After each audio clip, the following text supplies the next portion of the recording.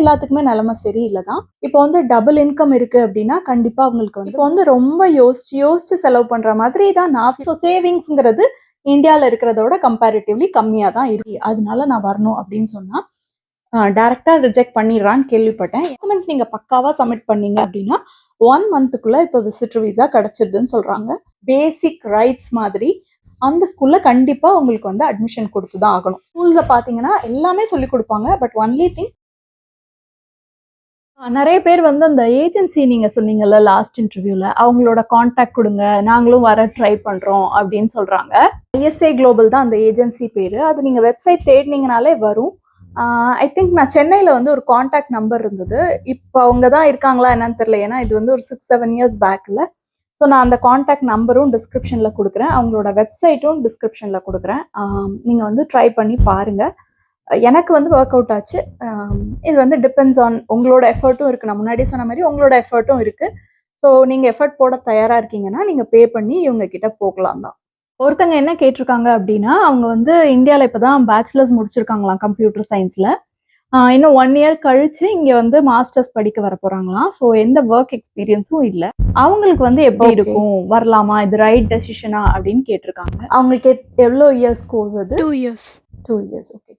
Okay. Comparatively மற்ற ஜாபை compare பண்ணும்போது, மற்ற ஃபீல்டை கம்பேர் பண்ணும்போது ஐடி ஃபீல்டு வந்து ஈஸி தான் வேலை கிடைக்கிறது இங்கே. பட் இப்போ வந்து கொஞ்சம் நிலைமை சரியில்லை. எல்லா ஃபீல்டுக்குமே, ஐடிக்குன்னு மட்டும் இல்லை, எல்லாத்துக்குமே நிலைமை சரியில்லை தான். பட் அவங்க வந்து 1 இயர் கழிச்சு வர போகிறாங்க. அதுக்கப்புறம் 2 இயர்ஸ் கோர்ஸ் இல்லையா? ஸோ 3 இயர்ஸ் ஆகிடும். 3 இயர்ஸ்க்கு அப்புறம் கொஞ்சம் நல்லா இருக்கிறதுக்கு வாய்ப்பு இருக்குதான். ஸோ அவங்க வந்துட்டு ட்ரை பண்ணலாம். லாஸ்ட் இன்டர்வியூவில் வந்து சொல்லியிருந்தீங்கல்ல, லைக் சேலரி இவ்வளோ இருக்கும், செலவு இவ்வளோ இருக்கும்னு லிஸ்ட் பண்ணியிருந்தீங்களா? அதில் வந்து ஒருத்தவங்க கேட்டிருக்காங்க, லைக் டபுள் இன்கம் இருக்கிறவங்களுக்கு ஓகேவா தானே இருக்கும், அப்போ அதை பற்றி நீங்கள் ஏன் சொல்லலை அப்படின்னு கேட்டிருக்காங்க. யா, ஸோ நான் அந்த வீடியோவில் சொல்லியிருப்பேன். பட் அது ஆல்ரெடி கொஞ்சம் லென்த்தியாக போயிட்டு இருந்தது. ஸோ இன்னும் லென்த்தியாக ஆக்க வேண்டாம் அப்படிங்கிறதுக்கு தான் சொல்லலை. இப்போ வந்து டபுள் இன்கம் இருக்குது அப்படின்னா கண்டிப்பாக அவங்களுக்கு வந்து மார்ட்கேஜ் இருக்கும் இல்லையா? அந்த மார்ட்கேஜோட இன்ட்ரெஸ்ட் வந்து அவங்க ஃபஸ்ட்டு வாங்கினதோட ஒரு 4-5% ஏறிடுச்சு இன்ட்ரெஸ்ட் ரேட்டுங்கும்போது அவங்க நிறைய பே பண்ணுற மாதிரி இருக்கும். ஸோ அந்த பணம்லாம் வந்து அங்கே போயிடும். ஸோ டபுள் இன்கம் இருந்தாலுமே, டபுள் இன்கம் எங்கள் வீட்லேயும் டபுள் இன்கம் தான். எங்களுக்குமே வந்து கொஞ்சம் அப்படியே கையை கடிக்கிற மாதிரி ரொம்ப டைட்டாக தான் இருக்குது. லைக் நான் வந்துட்டு ஒரு இப்போ வந்து நான் என்ன ஃபீல் பண்ணுறேன்னா, இந்தியாவில் இருக்கும்போது எங்க வந்து ரொம்ப ஃபினான்ஷியல் ஃப்ரீடம் இருந்த மாதிரி இருந்தது. லைக் எங்க வேணாலும் போகலாம், ரொம்ப அதை பற்றி யோசிக்க வேண்டியதில்லை. என்ன வேணாலும் சாப்பிட்லாம், எங்கே போய் வேணாலும் சாப்பிட்லாம், எங்கே வேணாலும் டூர் போகலாம், அந்த மாதிரி.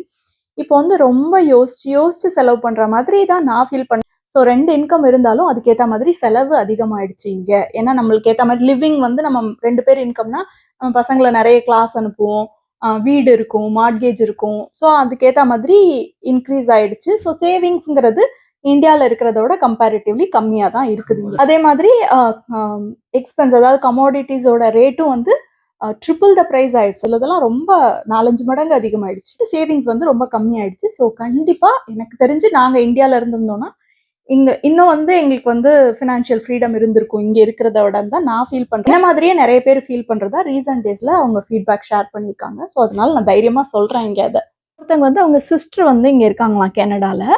அவங்கள வந்து விசிட் பண்ணணும், விசிட்டராக நான் சுற்றி பார்க்க வரணும், எனக்கு வந்து விசிட்டர் விசா கிடைக்குமா அப்படின்னு கேட்டிருக்காங்க. ஸோ விசிட்டர் விசாவில் வந்து எந்த பிரச்சனையும் எனக்கு தெரிஞ்சு கிடையாது. இவங்க வந்து கேட்குறது ஜஸ்ட் விசிட் பண்ணுறதுக்கு தானே. ஸோ விசிட் பண்ணுறதுக்கு அப்படின்னு பார்த்தீங்கன்னா விசிட்டர் விசா வந்து 10 இயர்ஸ் கொடுப்பான், இல்லை உங்களோட பாஸ்போர்ட் வேலிடிட்டி வரைக்கும் கொடுப்பான். நீங்கள் வந்து 6 மந்த்ஸ் கனடாவில் இருக்கலாம், அதுக்கப்புறம் நீங்கள் வெளியில் போயிட்டு திரும்ப வரலாம், அந்த மாதிரி பண்ணணும். விசிட்டர் விசாக்கு வந்து உங்களோட டாக்குமெண்ட்ஸ் எல்லாம் கரெக்டாக இருந்துச்சு அப்படின்னா எந்த பிரச்சனையும் இருக்காது. என்னென்ன டாக்குமெண்ட்ஸ்னா, ப்ரூஃப் ஆஃப் ஃபண்ட். நீங்கள் இங்கே வரும்போது உங்களோட செலவெல்லாம் உங்களால் பார்த்துக்க முடியும், அந்த அளவுக்கு உங்ககிட்ட ஃபண்ட் இருக்கணும். One thing. இன்னொன்று வந்து இங்கே ஒருத்தங்க இருக்காங்க அப்படின்னா அவங்க வந்து இன்விடேஷன் லெட்டர், ப்ராப்பரான இன்விடேஷன் லெட்டர் அனுப்பணும். முக்கியமான திங் என்னன்னா, என் பொண்ணுக்கு டெலிவரி, அதனால நான் வரணும் அப்படின்னு சொன்னால் டைரெக்டாக ரிஜெக்ட் பண்ணிடுறான்னு கேள்விப்பட்டேன். ஏன்னா இங்கே உள்ள ஒரு நானியோட ஒர்க் போகிறதா அவன் நினைக்கிறான். ஸோ அது ஒரு எக்கானமிக்கு வந்து ஒரு ட்ராபேக்குன்னு நினச்சி அதை ரிஜெக்ட் பண்ணிடுறான். ஸோ நீங்கள் வந்து இங்கே விசிட் பண்ண தான் வரீங்க அப்படின்னா விசிட் பண்ண வரேன் அப்படின்னு சொல்லலாம். இல்லை லைக் என்னோட பேரனுக்கு பர்த்டே, இல்லை இங்கே ரிலீஜனில் இந்த மாதிரி பண்ணுவாங்க, இல்லை தீபாவளிக்கு வரேன், ஈஸ்டருக்கு வரேன், அந்த மாதிரி சொன்னால் ஓகே. அந்த மாதிரி ஏதாவது ஒரு வேலிடான ரீசன் சொல்லணும். இன்னொன்னு திங் வந்து என்னன்னா, உங்களுக்கு பேக் ஹோம் ஏதோ பாண்டிங் இருக்கு. அதாவது நீங்க இங்க வந்துட்டு திரும்ப போயிடுவீங்க. இங்கேயே இருந்துற மாட்டீங்க அப்படிங்கிற மாரி ஒண்ணு காமிக்கணும். லைக் உங்களுக்கு இன்னொரு குழந்தைங்க இருக்காங்க. அவங்க இந்தியால தான் இருக்காங்க. இல்ல உங்களுக்கு வந்து வீடு இருக்கு இந்தியால, ப்ராப்பர்ட்டீஸ் இருக்கு. அப்படிலாம் இல்ல வேலை இருக்கு. வேலை இருக்குன்னா இன்னும் பெட்டர். நாங்க லீவ் போட்டுட்டு தான் வரேன். திரும்ப போய் வேலையில ஜாயின் பண்ணிருவேன். அப்படின்னு அவனுக்கு ஒரு நம்பிக்கை குடுக்கணும். நான் இங்கேயே இருந்துற மாட்டேன் அப்படிங்கிற மாரி. ஸோ இதுதான் டாக்குமெண்ட்ஸ். உங்களுக்கு இங்க யாரும் இல்ல அப்படின்னா, இன்விடேஷன் அனுப்ப முடியாது அப்படின்னா, நீங்க வந்து இங்க வந்து எங்க ஸ்டே பண்ண போறீங்க, எங்கெங்க சுத்தி பார்க்க போறீங்க, அந்த மாரி ஐட்னரி அனுப்புனா உங்களுக்கு வந்து குடுத்துடலாம். ஸோ டாக்குமெண்ட்ஸ் நீங்க பக்காவா சப்மிட் பண்ணீங்க அப்படின்னா, 1 மந்த்துக்குள்ள இப்ப விசிட்டர் விசா கிடைச்சிடுதுன்னு சொல்றாங்க. So it depends. ஒவ்வொரு டயத்துல வந்து 10 டேஸ்லயே கிடைச்சிட்டு இருந்தது. ஒவ்வொரு டயத்துல வந்து 1 மந்த் ஆச்சு. ஒவ்வொரு டயத்துல 3, 4 மந்த்ஸ் கூட ஆச்சு. ஸோ நீங்க அப்ளை பண்ற டயத்த பொறுத்து அது. சூப்பர் விசான்னு ஒண்ணு இருக்கு. அது என்னன்னு பார்த்தீங்கன்னா, 2 இயர்ஸ் நீங்க கன்டினியூஸா இங்க இருக்கலாம். அதுக்கு ஒன் திங் டிஃபரெண்ட்டா என்னன்னா, அந்த 2 இயர்ஸ்க்கும் நீங்க இன்சூரன்ஸ் ஃபர்ஸ்ட்டே எடுத்துறணும். இங்க வரவங்களுக்கு வந்து மெடிக்கல் இன்சூரன்ஸ் எடுக்கிறது தான் எப்பயுமே சேஃப். ஸோ இப்ப 6 மந்த்ஸ் வராங்க அப்படின்னா, அந்த நார்மல் விசால வராங்க அப்படின்னா, அவங்க என்னைக்கு என்டர் ஆகுறாங்களோ, அன்னையிலருந்து என்ன வரைக்கும் இங்க இருப்பாங்களோ, அந்த டேட்டுக்கு மட்டும் எடுத்தா போதும். அவங்க வந்ததுக்கு அப்புறம் எடுத்தா போதும். சூப்பர் விசாக்கு என்னன்னா, நீங்க ப்ரியரே எடுத்துறணும். அந்த 2 வருஷத்துக்கு ப்ரியரே எடுத்து காமிச்சிரணும். ஸோ அர்ஜென்ட்டா வரணும் அப்படின்னு நினைக்கிறவங்க, இல்ல 2 இயர்ஸ் லாங் பீரியட் இருக்கணும் அப்படின்னு நினைக்கிறவங்க, அதுல பண்ணலாம். ஸோ விசிட்டர் விசால எந்த பிரச்சனையும் இல்ல. நீங்க ஜஸ்ட் விசிட் பண்ண தான் வரீங்க அப்படின்னா, எந்த பிரச்சனையும் கிடையாது. ஒரு ஃபாலோவர் வந்து கனடால ஸ்கூல்ஸ் எப்படி இருக்கும்? நல்லா இருக்குமா? அப்படின்னு கேட்டிருக்காங்க. ஸ்கூல்ஸ் வந்து நல்லா இல்ல அப்படின்னு நான் சொல்ல மாட்டேன். இங்க வேற மாதிரி இருக்கும். நம்மளுக்கு பேக் ஹோம் வேற மாதிரி இருக்கும். ஸோ நம்மளுக்கு நெறைய பேருக்கு வந்து ஒரு பியர் ப்ரெஷர் மாதிரி ஆகும். ஆனா நல்லா தான் இருக்கும். ஸ்கூல்ஸ் கரிக்குலம்லாம் நல்லா தான் இருக்கும். ஸ்கூல்ஸ் பத்தி பேசணும் அப்படின்னா, அது வந்து லைக் ஒரு ஒரு 1/2 அன் ஹவருக்கு மேல பேசலாம். நெறைய விஷயம் இருக்கு. இன்னொரு ஸோ ஃபாலோவர் வந்து ஓகே. போர்டிங் ஸ்கூல் இருக்குமா? அப்படின்னு கேட்டிருக்காங்க. ஓகே. போர்டிங் ஸ்கூல் எனக்கு தெரிஞ்சு கிடையாது.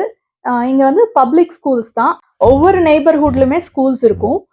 லைக் நீங்க ஸ்கூல் எப்ப வேணாலும் போய் ஜாயின் பண்ணிக்கலாம். ஃபர்ஸ்ட்டே அட்மிஷன் வாங்கணும் அந்த மாரிலாம் கிடையாது. இது வந்து ஒரு ரொம்ப பேசிக் ரைட்ஸ் மாதிரி. ஸோ நீங்க எப்ப போனீங்கனாலும் இன்னும் 1 மாசம் தான் ஸ்கூல் இருக்கு அப்டின்னா கூட இந்த டெர்முக்கு, இந்த இயருக்கு நீங்க போயிட்டு நாங்க வந்திருக்கோம். இந்த ஏரியால இருக்கு எங்க வீடு அப்டிங்கிற அட்ரஸ் ப்ரூஃப் காமிச்சீங்கன்னா, உங்களுக்கு ஹோம் ஸ்கூல்னு சொல்லுவாங்க. அந்த ஸ்கூல்ல கண்டிப்பா உங்களுக்கு வந்து அட்மிஷன் குடுத்து தான் ஆகணும். ஸோ நீங்க இந்த ஏரியால இருந்தீங்கன்னா, அந்த ஸ்கூலுக்கு தான் போ முடியும். வேற ஸ்கூலுக்கு போ முடியாது. பிரைவேட் ஸ்கூல்ஸ் இருக்கு. பட் வந்து ரொம்ப கம்மியா தான் இருக்கு. பிரைவேட் ஸ்கூல்ல வந்து நீங்க அந்த சர்க்கிள்ல இருக்கீங்களா அப்படிலாம் பார்க்க மாட்டான். நீங்க பிரைவேட் ஸ்கூல்ஸ்ல ஜாயின் பண்ணிக்கலாம். இந்த ஸ்கூல்ல பார்த்தீங்கன்னா, எல்லாமே சொல்லிக் குடுப்பாங்க. பட் ஒன்லி திங் ரிவைஸ் பண்ண மாட்டாங்க. டெஸ்ட் வச்சு அவனுக்கு ஞாபகம் இருக்கா அப்படிலாம் பார்க்க மாட்டாங்க. ஸோ அது மட்டும் தான் டிஃபரன்ஸ். பட் கரிக்குலம்லாம் நல்லா தான் இருக்கும். இன்னொரு இதுல வேணா நம்ம ஸ்கூல்ஸ் பத்தி கேட்டாங்க அப்படின்னா, நெறைய கொஸ்டின்ஸ் இருந்துச்சுன்னா, நம்ம இன்னொரு டைம் பேசலாம் ஸ்கூல் பத்தி. ஐ திங்க் இந்த இன்ஃபர்மேஷன் வந்து உங்களுக்கு ரொம்ப யூஸ்ஃபுல்லா இருக்கும்னு நினைக்கிறேன். இது மட்டும் இல்ல, எல்லா இன்ஃபர்மேஷனுமே ரொம்ப யூஸ்ஃபுல்லா இருக்கும்னு நினைக்கிறேன். நம்ம வியூவர்ஸ் கேட்ட கொஸ்டின்ஸ்லாம் ஆன்சர் பண்ணிட்டோம். நீங்க வந்து இன்னும் ஏதாவது கொஸ்டின்ஸ் இருந்தா கமெண்ட்ல போஸ்ட் பண்ணுங்க. நாங்க ஆன்சர் பண்ண ட்ரை பண்றோம். அதுக்கப்புறம் நீங்க அந்த ஐஎஸ்ஏ குளோபல் அப்படி கேட்டிருந்தீங்கல்ல, அந்த ஏஜென்சியோட காண்டாக்ட் நம்பர், இமிகிரேஷன் ஏஜென்சியோட காண்டாக்ட் கேட்டிருந்தீங்களா, அது வந்து டிஸ்கிரிப்ஷன்ல கொடுத்துருக்கோம். மறக்காம பாருங்க. அப்புறம் இன்னொரு முக்கியமான விஷயம், எனக்கு ஏதாவது பேர் உங்களுக்கு சஜஷன் இருந்ததுன்னா அதையும் கமெண்ட்ல சொல்லுங்க. இன்னொரு வீடியோல நம்ம சந்திக்கலாம். Bye by.